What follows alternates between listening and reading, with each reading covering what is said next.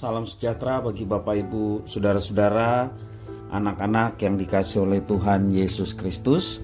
Jumpa kembali bersama saya Pendeta Eka di dalam renungan firman Tuhan pada hari ini, hari Sabtu 25 Februari 2023. Sukacita dan damai sejahtera dari Tuhan Yesus kiranya menyertai hidup kita sekalian. Puji nama Tuhan.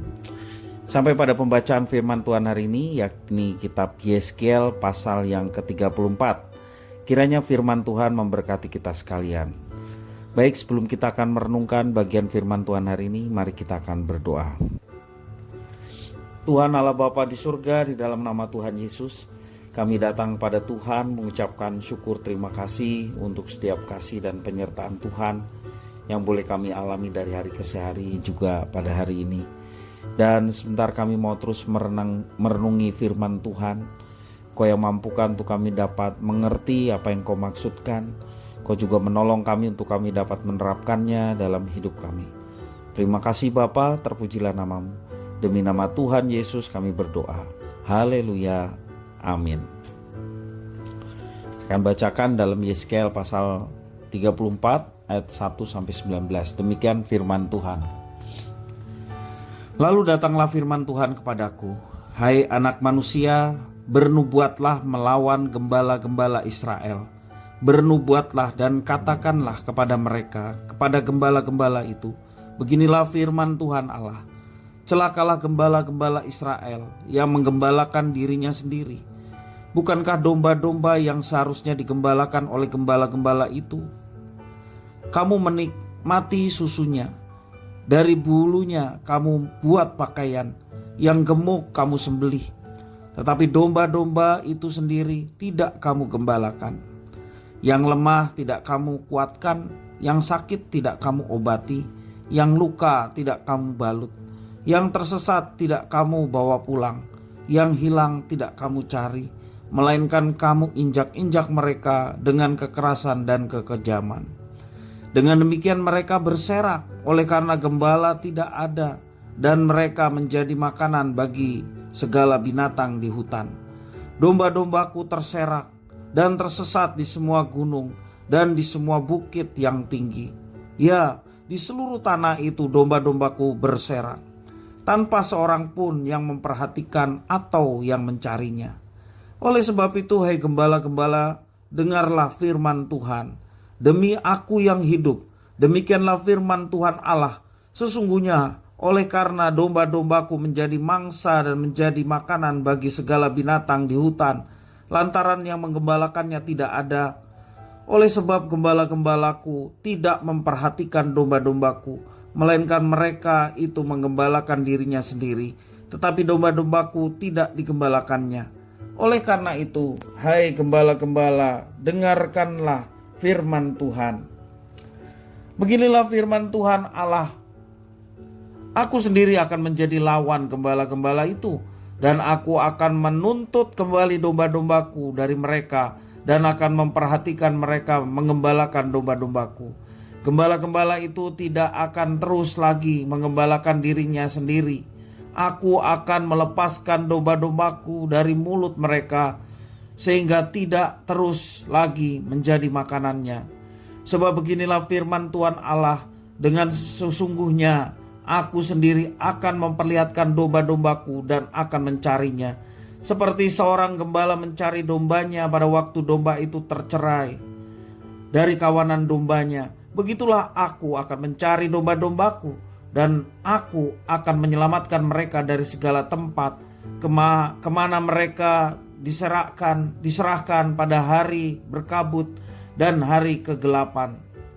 Aku akan membawa mereka keluar dari tengah bangsa-bangsa dan mengumpulkan mereka dari negeri-negeri dan membawa mereka ke tanahnya.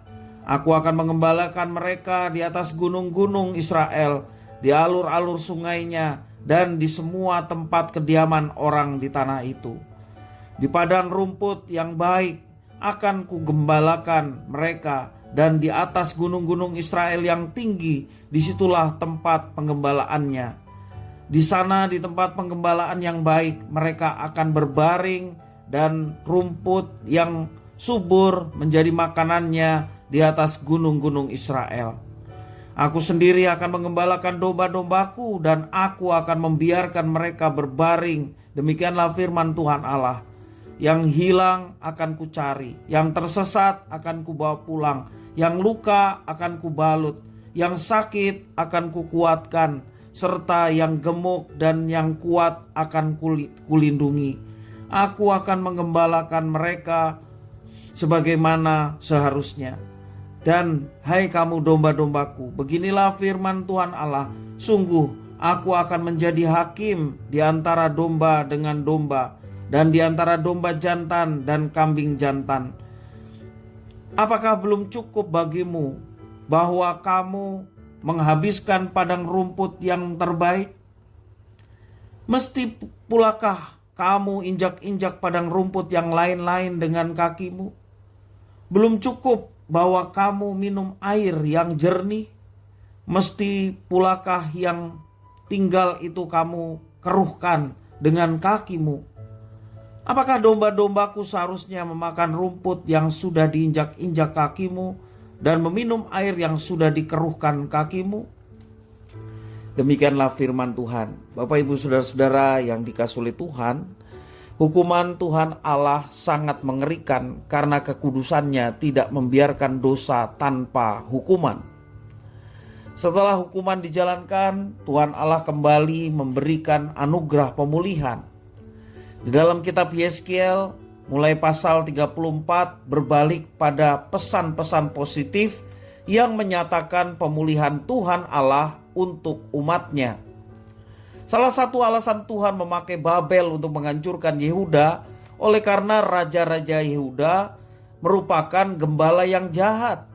Karena raja digambarkan dengan gembala. Raja-raja Yehuda adalah gembala yang jahat yang hanya mengeksploitasi, menganiaya domba-domba Tuhan, yakni rakyat Israel. Mereka tidak melakukan tugasnya sebagai seorang gembala yang memelihara dan melindungi dombanya. Mereka tidak menguatkan yang lemah.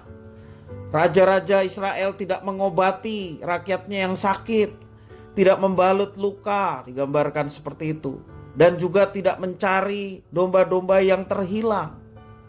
Sebab itu Tuhan akan melawan mereka dan melepaskan domba-dombanya dari mulut mereka.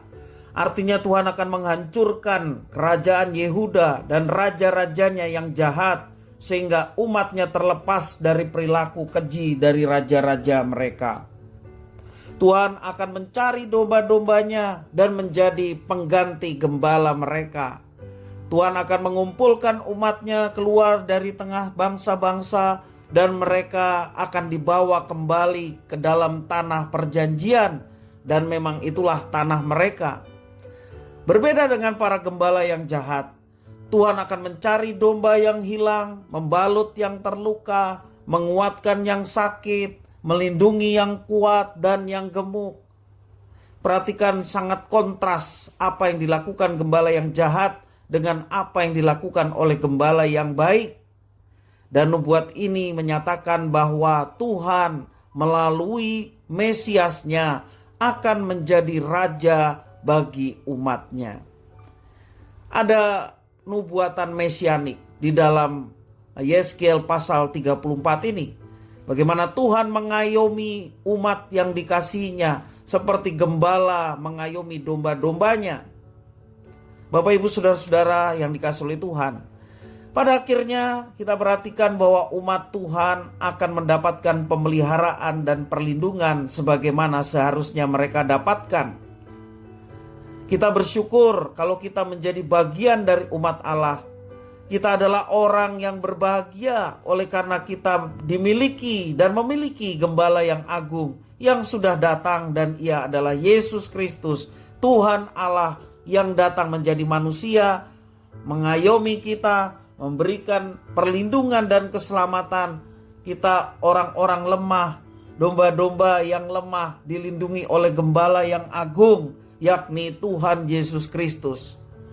Saat ini kita ada di dalam pemeliharaan dan perlindungannya. Itulah yang membuat kita bahagia. Bersyukurlah kalau kita mengalami perlindungan dan pemeliharaan dari Tuhan. Dan sebagai ucapan syukur, kita harus menjadi domba yang baik tentunya. Domba yang baik adalah domba yang taat melakukan apa yang diminta oleh gembalanya. Kita punya gembala yang luar biasa, Tuhan Yesus Kristus. Gembala yang baik adalah gembala yang menyerahkan nyawanya bagi domba-dombanya. Itulah yang dilakukan oleh gembala agung kita, Tuhan Yesus, sehingga kita boleh mendapatkan keselamatan. Dan biarlah ketika kita dipercayakan dengan orang-orang yang ada di sekitar, sebagaimana Tuhan telah memerintahkan Petrus, gembalakanlah domba-dombaku. Baik gembala sidang juga menolong umat Tuhan untuk terus bertumbuh bersama di dalam kebenaran firman Tuhan. Kita pun dipercaya, jemaat pun dipercaya dengan orang-orang yang ada di sekitar, sehingga kita memiliki fungsi yang sama, yakni menggembalakan mereka, supaya mereka yang tinggal di dalam kegelapan, mereka boleh masuk ke dalam terang yang ajaib di dalam Yesus Kristus. Dan kita seperti gembala yang menuntun orang-orang yang belum mengenal Tuhan, supaya pada akhirnya mereka pun dapat mengenal Tuhan. Dan tentunya pengenalan akan Tuhan boleh mendatangkan keselamatan bagi banyak orang. Bapak ibu saudara-saudara yang kasih oleh Tuhan, siapapun kita adalah pemimpin-pemimpin bagi jiwa-jiwa yang tersesat. Mari kita membawa jiwa-jiwa yang tersesat, sehingga mereka pun masuk dalam kumpulan domba-domba Allah yang dipelihara oleh Tuhan, yang disayang oleh Tuhan, yang diselamatkan oleh Tuhan. Kiranya firman Tuhan memberkati kita sekalian. Mari kita berdoa. Terima kasih ya Tuhan atas firman Tuhan. Engkaulah gembala kami yang baik, yang melindungi, menyertai dan memelihara, bahkan membalut ketika ada luka, ada sakit, sehingga kami boleh mengalami kekuatan, kesembuhan, bahkan mujizat yang boleh Tuhan nyatakan. Terima kasih ya Tuhan atas firman Tuhan. Kami mau bangga menjadi umat Tuhan. Kami mau setia menjadi kawanan domba-domba Allah, untuk kami dapat melakukan yang terbaik, menjadi kemuliaan bagi Tuhan, dan tentunya kami boleh terus mengalami berkat-berkat Tuhan. Terima kasih ya Tuhan, inilah doa permohonan ucapan syukur kami atas firman Tuhan. Demi nama Tuhan Yesus Kristus, kami sudah berdoa dan bersyukur. Haleluya. Amin.